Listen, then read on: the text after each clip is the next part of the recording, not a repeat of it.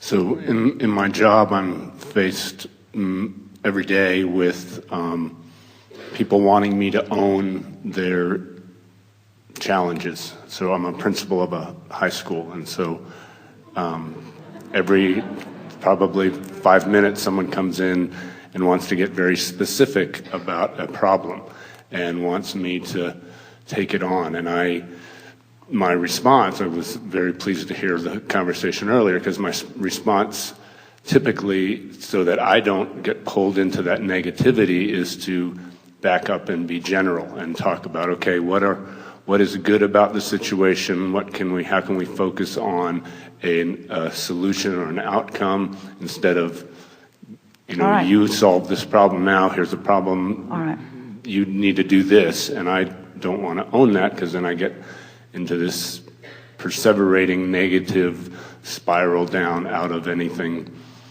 positive. And they have come to a conclusion, and they're wanting you to back them up, because they're trying to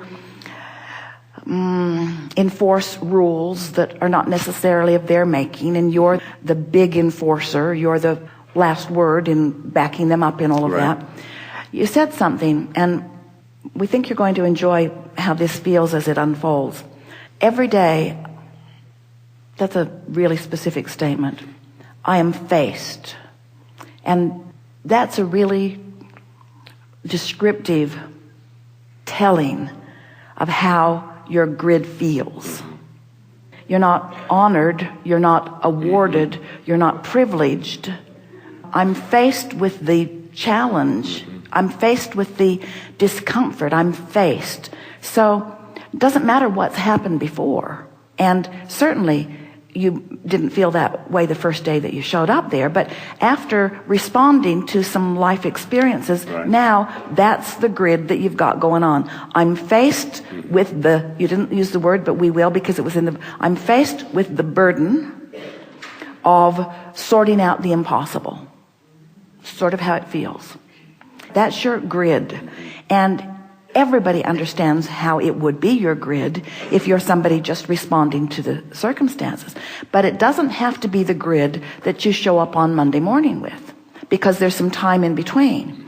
And because you have the benefit of getting to sleep, and the benefit of getting to play with us, and the benefit of getting to consider things differently. And most important, the benefit of creating, of establishing, of recreating. Oh, that's what recreation must be. Of recreating a grid that is pleasing to you. Now, we would never suggest that you would walk away and not be the principal of that school. We think it is a wonderful fit for you for so many reasons. But you have the opportunity to reestablish a grid. So let's use some emotional words here, and let's just find the feeling place of what being the principal at that school could feel like. Do you accept that anyone at the center of anything, or the leader of anything, is more than anything a tone setter? Yes. A grid setter, a basis establisher. So when you step away from the details that you so much want to step away from, and you're just thinking about everything that you want relative to all of those teachers and all of the faculty and all of the students, everything that you want is because, say it with us, I want to feel better, and I want them to feel better. That's what I want. I want it to be an environment where people have a good time, where people... Now, we're specific. We're too specific than you could be, really, feeling the way you're feeling. But what you really want, you want a happy environment where it's easy for people to learn, not just the students, but the teachers as well. You want it to be a place where interpersonal relationships are happening that are of benefit to everyone. And it is that no matter what. It is already that. I can't mess that up. This is an environment of diversity and an environment of contrast that is producing desires in the most natural of ways. This school environment, we're speaking as if we were standing in your shoes. This school environment, because we're ratcheting back to the more general, this school environment is like a microcosm of the world at large, where all kinds of people with all kinds of desires and interests and states of being and levels of understanding, what a mixture of teachers and students are involved here. It's like co-creation at its best. And I get to stand not only as an observer of it, but as a tone setter of it. And I like the feeling, now we're going for the grid work, I like the feeling of knowing that nothing is going wrong here. It's exactly as it should be. It's the perfect environment where all kinds of things are happening and all kinds of desires are being sharpened. And I love my part in all of this. Now we're using the word love, and we can feel that it's a word that comes easily to you, and it's a word that has meaning that comes easily to you. I love people. I love people. I love people of all ages. I love my faculty. I love these kids. I love the freshness of the energy that is around here. I love the freedom that we all have to feel how we feel. I really, really love what I do here. I chose this deliberately. I love what I do. I love being there. I love sitting in my principal tower, so to speak, and radiating the Wi-Fi beam throughout the entire campus of well-being and love and right place, right time, right people. This is just such a perfect mix. I just love, love, love, love, love this. I'm so glad that I'm here. I am honored to be this central radiating vibrational hub for this environment. And I am so happy that I know about law of attraction, that I know about the laws of the universe. I'm happy to know that every one of those kids and every one of those teachers has non-physical people that are flowing through them, and that the rendezvous points are the potential for rendezvousing in excellence, meaning joyful experiences, is just enormous. I just love this. Now, what will happen just with this much conversation, and we didn't spend really that much time on the grid, but you really felt it. Yes. Just with that much, your grid's going to feel in as soon as Monday with things that match those feelings. You're going to be faced with more things that match that, just with that little bit of concentrated focus on how you really feel, on how you want to feel. Yes, it is how you want to feel, but it is also how you really feel when you're not caught up in the momentum that is sweeping you off someplace else, you see. So then what happens, just with this little exercise and watching what fills in, you will be zigging and zagging. The universe will provide for you. And by the universe, we mean the fairies of the universe. And by the fairies of the universe, we mean all of the Abrahams and Jerrys and all of those that have gone before that you know personally, and that people that you know in the school know personally. In other words, all kinds of rendezvous will begin happening, and you will have a conscious awareness. This is the best part about deliberate creation. The thing that we like most about deliberate creation is that when you deliberately set your grid in place and then something happens, you notice the correlation between what happens. It's not just a fluke. You know it came in response to your deliberate attention to it, don't you? So as Monday comes and things start, or is it spring break for you? It is spring break for me. Oh, well, that's even better, because you have much more time not to feel the relief of being away from it, but more time to feel the eagerness to return to it. You see what we're getting at? Oh, yeah. And when you get there, they will all be refreshed to some degree. But the difference that you're going to be noticing, and you'll be privy to conversations that you'll walk up on, all kinds of bright, beautiful rendezvous between teachers and students and students and students and teachers. You'll be seeing the results of your grid work. And then you will understand what your true work is. And when you spend time doing that, and then you see the effect of that, it'll make you want to stop wasting your time with all that action stuff that is just spinning your wheels and spinning in your juices and not accomplishing anything. Now, we're not saying that you should stop doing that. We know there are reports to be filed and there are meetings to be held and there are things to do. But do this other stuff too and watch what happens. And before you know it, you'll be one who begins shifting from the action to the focus, from the specifics to the general feeling. So think about this. Think about this. Ooh, we like thinking about this.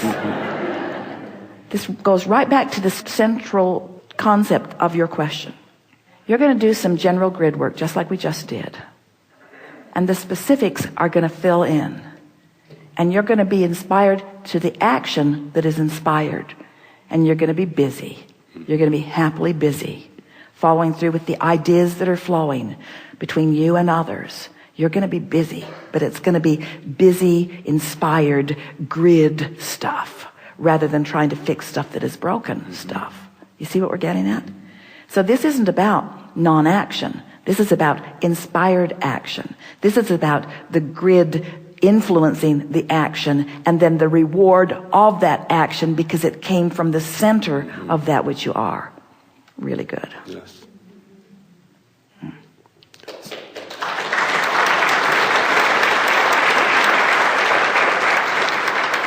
So I have done that kind of conceptual work going in, thinking how lucky I am, how honored I am, how I think lucky others are in the school that I have come to this place and with this philosophy about how to deal with kids.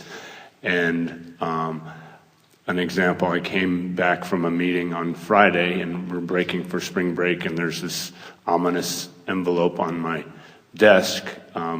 And I open it up and it's this letter from a number of teachers asking for very specific actions on my behalf and things that I haven't done that have caused some degrading of the climate and culture and decorum of the school. And my first reaction is, well, I did this and I did that and I did that and they don't know all the whole story there. And then I get back to, well, if I go back in on the following Monday and say, I'm honored, I'm proud, and I feel great, and I'm lucky to be here, and then they say, well, what about that letter that we put on your desk? Well, you're not going to say it out loud to them. Okay. You're just going to feel it, you see. And if you feel it and mean it, then you will rendezvous with the parts of them that match that. Okay. And when the other parts of them show up, and there might still be some momentum of that, sure. Then you'll do it again, and then you'll do it again, and then you'll do it again. And before you know it, you'll be inspired to action, because all they want is results. They want results, and they are invested in your behavior that they think that you need to behave in order to get them the results that they want. In other words, they're out there floundering. They don't know what they're doing. They're trying to control uncontrollable situations and asking you to back them up to control the uncontrollable situations. And everybody agrees that it's uncontrollable, and yet they've assigned it to you to control. Right.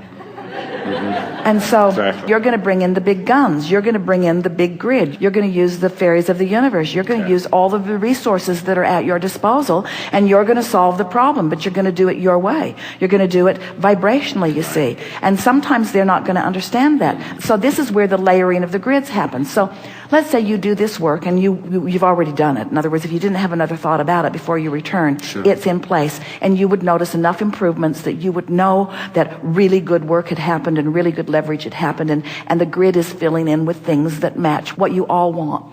But then these teachers, let's say, have some momentum going. That's why they laid it on you right before spring break. They didn't want to see you for the next few days. They wanted you to ponder it and think about it and stew over it and make some decisions so that when you get back you could jump through the hoops that they want you to jump through. Exactly. And so they're going to come back, and they're probably going to be expecting something from you. And what they're going to get from you is appreciation for their interest in the school. Unspoken, but felt so strongly. What they're going to get from you is assurance that everything is all right. What they're going to get from you is a feeling of well-being and stability and love and appreciation. The place is just going to feel different to them, because we have set this grid in motion. This school feels different. It's going to feel different to them, and it's going to knock the legs out of that momentum. That negative momentum cannot abide in this vibration. It cannot. There will be that one ringleader, stalwart one, who will muster it all up and who will still come at you with it. And this is the point of this long story that we're giving you. And then you're going to have an opportunity to deliberately create another grid specific to that.